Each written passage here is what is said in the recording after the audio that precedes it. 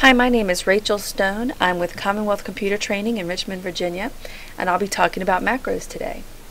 A macro is a task automation tool.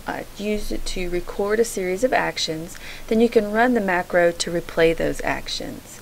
In Office 2010, there are two types of referencing used in macros, absolute and relative.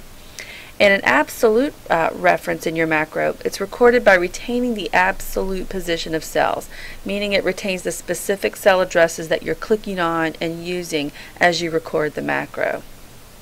A relative reference, the actions are recorded relative to your current cell position on the worksheet. And we will record one of each of these macros and discuss the difference between the two. We'll start with an absolute macro, which is the default. But before we begin, we need to open the Developer tab on the ribbon.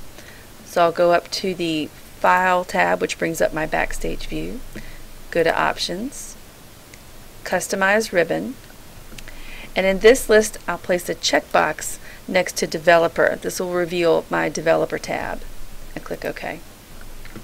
And now I'm going to click that tab in the ribbon, and this first group is my macro group. Now the macro we're going to record will format this range of cells. I want cell B5 to be bolded, cells C5 to C8 italic, and cell D8 to have a font color of red. So I'm going to make sure I start with my first cell I'm going to format already selected. I'm going to choose Record Macro, and I'll call this macro Format Cells 1. And note that you can't put spaces within your macro names. I'm not going to choose a format key or change anything else here, so I'll just click OK. I'm currently recording, so this cell I want to make bold, so I'll go to the Home tab and choose Bold. The labels here in cells C5 to C8, I'll select and format as italic. And then cell D8, select and change the font color to red. Now I'm done recording, so I'll go back to my Developer tab and stop. Now I want to test my macro, and so I'd like to see how it runs on this other group of cells. But first I'm going to remove the formatting here. Again, just to test it. So I'm going to set this back, remove the italic, remove the bold. Okay, so let's start it again.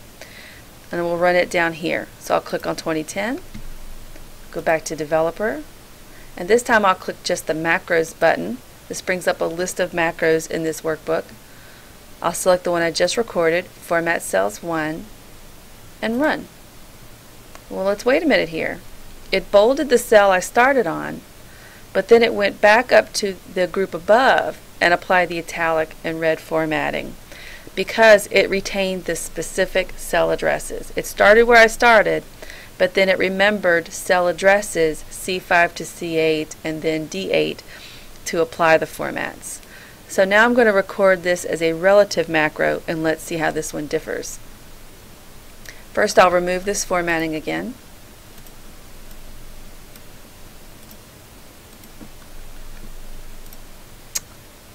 And I'll go back up to my source cell, to the Developer tab. Now this time when I record, I'll select the Use Relative References button, and I'll make sure that's highlighted before I begin. Choose Record Macro. This time I'll call it Format Cells Relative. And click OK. Now 2003, we'll go back to the Home tab, make that cell bold, make these cells italic, and I'll change the font color of this cell to red. I'm finished, so I'll go back to Developer, stop recording.